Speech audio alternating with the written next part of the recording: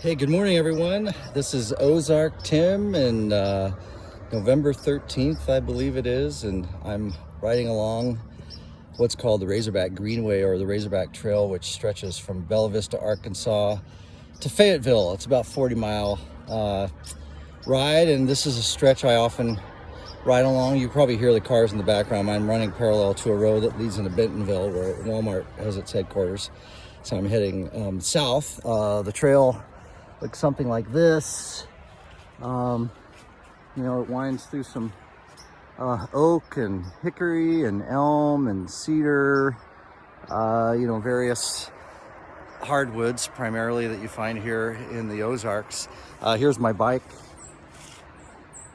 my road bike, my Fuji Steed, which I love to ride because, it's a road bike, so you have less friction on the road. And it's nice. I'm trying to get it back up to about 20 miles, which is where I was at my peak back in Oregon. So I'm getting there slowly but surely. But I was thinking today how, the whole idea of change, it's autumn, so we're thinking of change and leaves are changing and so forth. And I was thinking about how difficult change is in general. I know for me, I had a heck of a time letting go of living on the West Coast with all the, especially in Oregon, the Pacific Northwest, with all the beautiful waterfalls and green, perpetual green, and being like an hour and a half from the ocean, an hour and a half from the mountains, where I could snowshoe, cross-country ski, or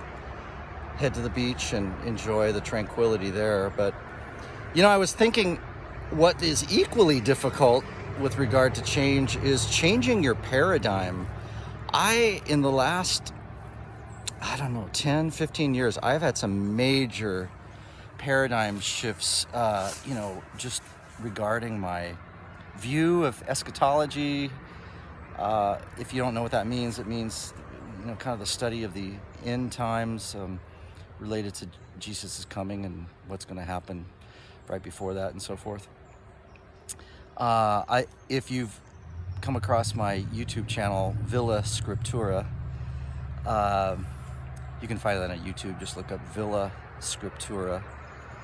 I mentioned in my testimony, I mentioned that after a trip riding my bike down the Danube and studying the book of Hebrews and understanding what Jesus is up to. He's not a concierge at the front desk of heaven entering in disembodied spirits, but he's actually serving as a raised, resurrected high priest in a new order, in a new way that was different from the line of priests in the Jewish times, in the Old Testament era, where, you'd have these replaced priests because they would die, these high priests, and they would go in once a year on Yom Kippur, the Day of Atonement, and sprinkle blood on the mercy seat, on the Ark.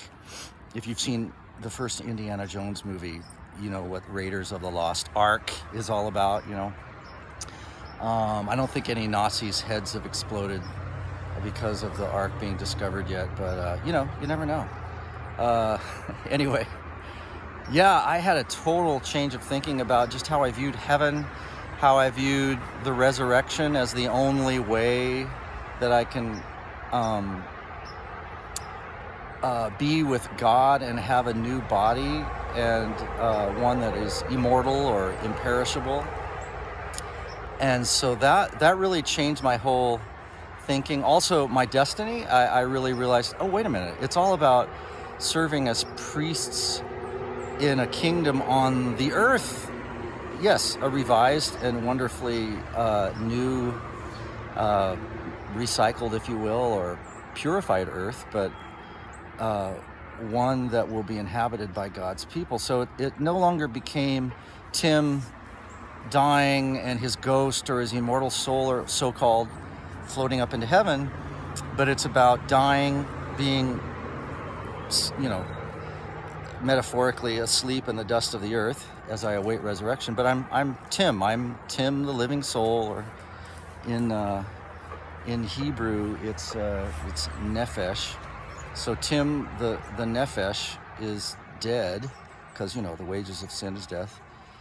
and he awaits resurrection, and that's his only hope. That's my only hope. That's the Christian's only hope. That's the believers from the Old Testament's only hope. That's Adam's only hope. That's Abraham's only hope. It's Paul's only hope, is resurrection. And so they're dead, and they're waiting on resurrection, and it's all going to happen at the coming of Christ. People who are alive, yes, they'll be snatched up at the time of the resurrection, after the dead people come out of their graves. That's what the Bible teaches. But I've also been thinking lately about just how I've gone from this dispensational view that Hal Lindsey made popular in his famous book from the 70s, The Late Great Planet Earth. And, you know, I went to Baptist churches. I've been to Calvary type churches. They don't admit that they're Calvary churches, but essentially that's what they are.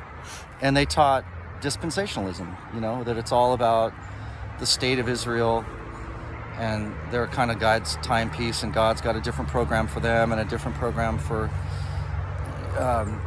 you know, the people, the Gentiles, and all this stuff. And I just don't believe that anymore. I always tell people who accuse me of replacement theology that I'm a one vine theologist.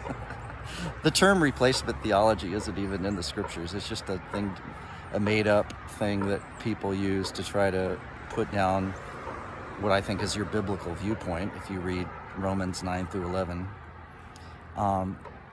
God is building his own Israel. It's his Israel. It's no one else's Israel. It's his Israel.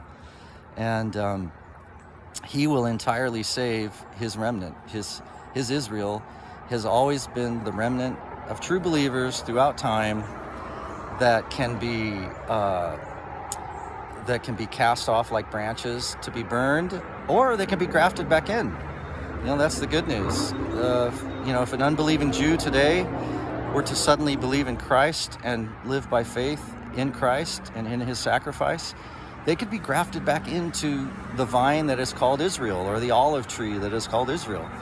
Conversely, if a Gentile who is currently a believer decides to jettison his faith and become a pagan again and reject Christ, he can be out of the olive tree. He can be out of the vine, out of Israel, the Israel of God, as Paul calls it in Galatians. So anyway, I was just thinking today as I was riding my bike, man, change is hard, especially when you have a tectonic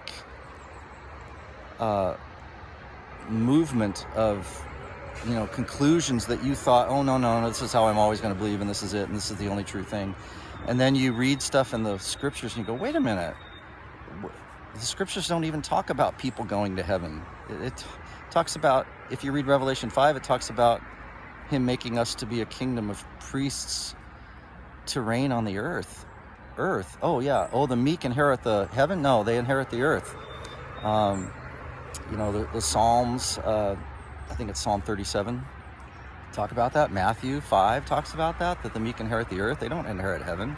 They inherit the earth. So anyway, I was just thinking how, you know, change in general is hard, but if you do have a shift of thinking, don't be afraid of that. It can be very disconcerting when you're surrounded by people and you think, man, I think I'm the only one who thinks that way. I must be a heretic. But then you find out when you start talking to people that no, some other people have been thinking about, resurrection. Why does the Bible talk about resurrection? But other people say that when you die, you drift up into heaven like Casper the Friendly Ghost. It doesn't make sense. Boy, how come the Bible doesn't talk about going to heaven? And I wonder why that is, and all this stuff about inheriting the earth and so forth. So anyway, don't be intimidated. You know, that's kind of part of the whole journey of looking in the scriptures, being a good Berean. If you don't know who the Bereans were, they were people in the book of Acts who they checked whatever Paul was talking about. They checked it to make sure it matched up with the scriptures. So if you're listening to teachers, man, go get into the word yourself and make sure it matches up, it squares up with what the scriptures is saying, or what I just said. Make sure it squares up with look at Revelation 5. Make sure it's true what I just said about being a kingdom of priests on the earth. But anyway, I think that's all for now. I'm gonna keep riding today, and we've got some other things to do. Oh, I have to mention our neighbor, who happens to be a believer down the road from us. Talk about change. We came home from church yesterday, and her house burned down, and her in-laws were in there. Her mother-in-law barely got out. Sabrina had to let her borrow some shoes, and the grandfather was sent to the hospital with smoke inhalation. And I just was so devastated to see the look on her face, just to immediately lose things, and it's a great lesson to all of us that none of us are immune from heartache. None of us are immune from tragedy. And the thing that I guess I was most encouraged by was a group of people from her church immediately came up, put their arms around her when we're standing there, still smelling the smoke from her house. And this one guy said, "Hey, you've got a house already. We've got a house. It's right next to mine. And we've got it all set up. You can live immediately." So right away, like less than a half hour after her house was still smoldering, and someone who cared about her and loved her and was a Christian brother said, "Hey, we've got a house for you to live in right away." And while that's not going to take away the pain of what she's going through and her husband, I was just so impressed, and it reminded me of why living in Christian community is so important, especially in these days in which we live, where your house could burn down, or the government could come and take you away because of what you just said in witnessing for Christ or whatever. So anyway, I'll just end it there. It's good to know that Christ is alive even in the midst of tragedies or change or tectonic mental shifting in your mind. So anyway, you guys have a great day, and I will get back on my bike.